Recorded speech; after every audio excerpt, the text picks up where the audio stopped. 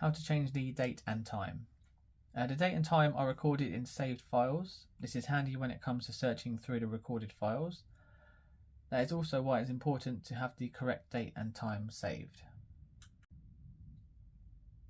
Press the menu button located here, and then use the up and down buttons to select settings, and then press the enter button, and then select set date and time and press enter again. Once on this screen, use the up and down buttons to move the cursor, like so. Press the enter button to select a value, and then use the up and down buttons to change the value.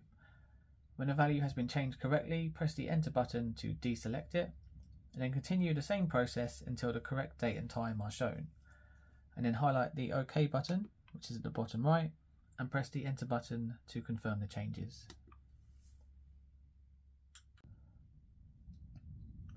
Thank you so much for watching this tutorial. I really hope you found it helpful. Check out the description for all our other tutorials.